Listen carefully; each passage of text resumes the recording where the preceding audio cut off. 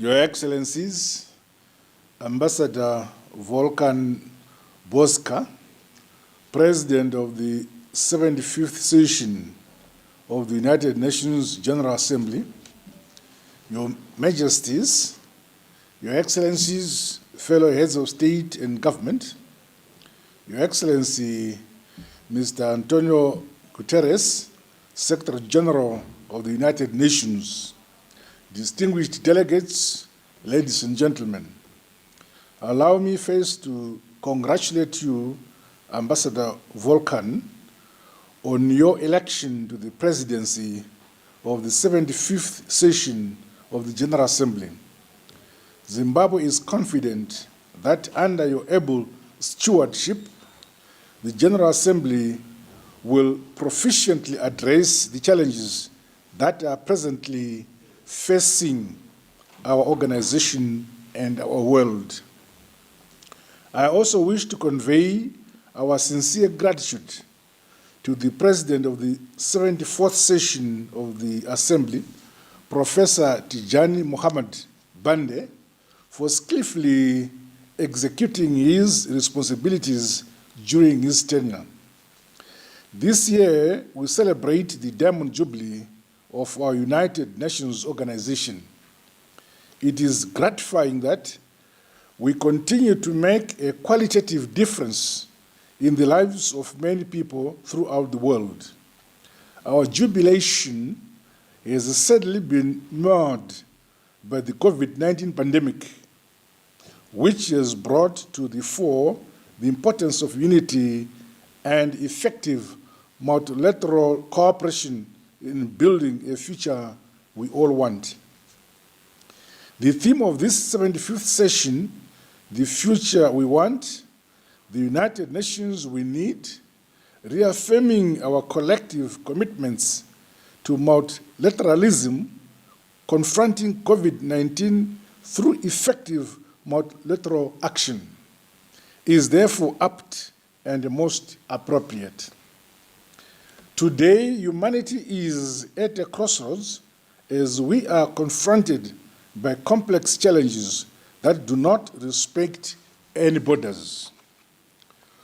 Multilateralism is under increasing threat from the blind pursuit of narrow interests. We must therefore strengthen international amity and goodwill, as well as uphold mutual respect and observe the sovereign equality of states. Your Excellencies, Zimbabwe is on a new path. Like other nations in the region, we are facing humanitarian challenges, which in our case have been worsened by the illegal sanctions, the negative impact of climate change, and compounded by the outbreak of the COVID-19 pandemic.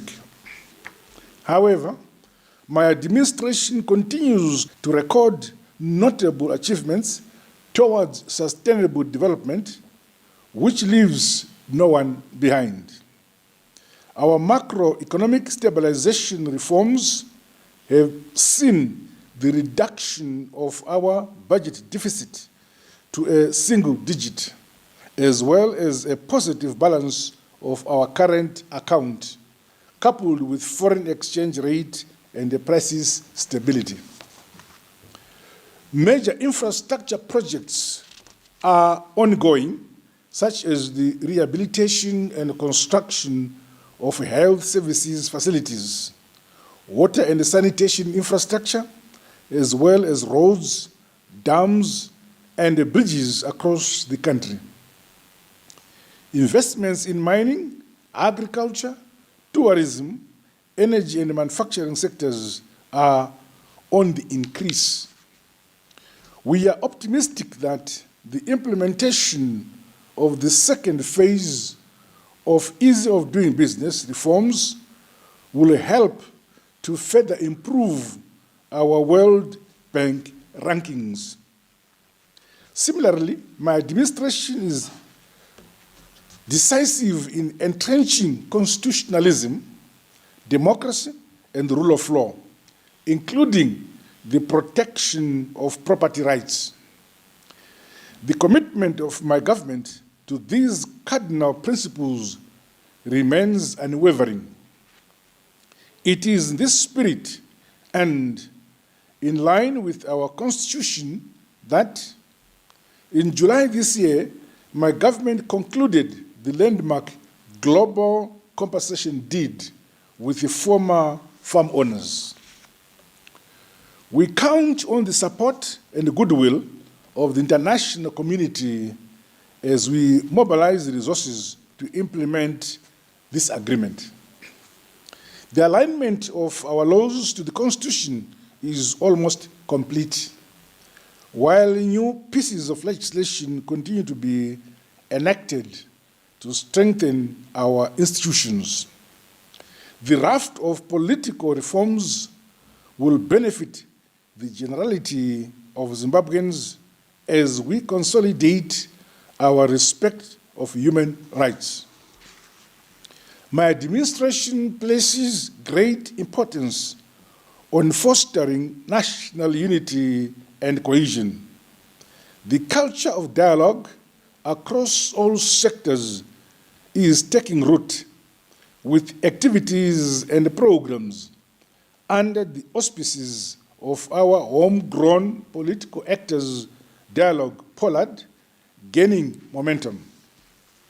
Recently, the United Nations Secretary General, the High Commissioner for Human Rights, and the Special Rapporteur on the right to food all acknowledged the deleterious effects of the illegal economic sanctions on our country. These are a breach of international law and compromise Zimbabwe's capacity to implement and achieve sustainable development, especially SDGs 2, 3, 8, 9, and 17. We therefore call on the General Assembly to strongly pronounce itself against these unilateral illegal sanctions on Zimbabwe. Your Excellencies, let me assure you that Zimbabwe continues to implement measures to battle the COVID-19 pandemic. Over and above instituting phased lockdowns following the World Health Organization guidelines, my government has also provided Zimbabwe dollars 18 billion, which is approximately $720 million, an economic stimulus package.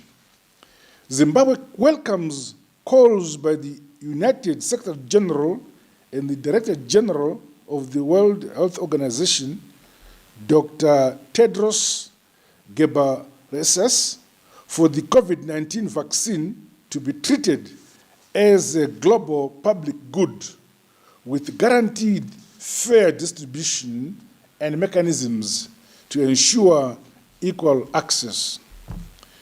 We are encouraged by the ongoing cooperation between the United Nations Secretary General, the G20, and the Bretton Woods institutions towards finding solutions to developing countries' debt and related issues.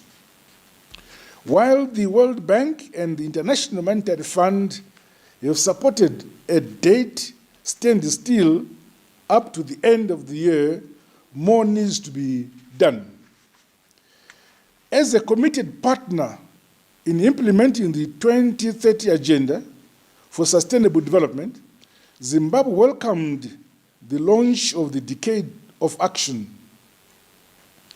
In this spirit, we hosted the 60th Africa Regional Forum for Sustainable Development in Victoria Falls in February 2020, which adopted the Victoria Falls Declaration on the Decade of Action for Sustainable Development in Africa. As we move forward, we believe that strengthening public health systems, international solidarity, and partnerships are critical. Your Excellencies, as we celebrate the 25th anniversary of the 4th World Conference on Women on 1st October this year, I'm gratified to highlight that Zimbabwe has taken major steps in implementing the Beijing Declaration. These include the adoption of a gender-responsive constitution, establishment of the Zimbabwe Gender Commission, enactment of several pieces of legislation to outlaw all practices that infringe on the rights of women and girls, such as forced and child marriages and discrimination against women in inheritance matters. My government has also set up a women's bank to facilitate access to finance by women-owned businesses and projects. Your Excellencies, it is now more than 15 years since the adoption of the Ezulwini Consensus, reaffirmed in the seated declaration.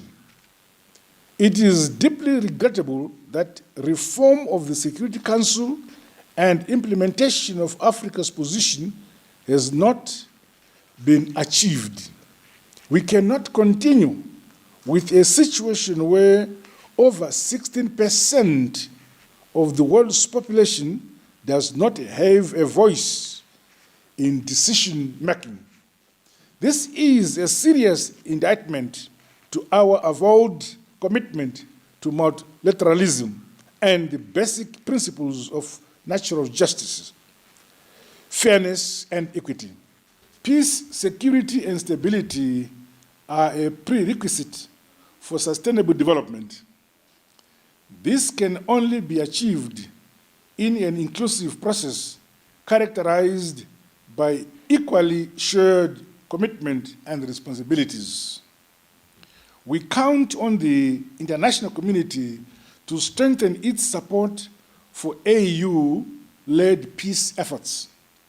We also look forward to greater collaboration between the AU and the United Nations in maintaining sustainable international peace and security in accordance with Chapter 8 of the Charter of the United Nations, more particularly in ensuring the effective implementation of the AU campaign on silencing the guns.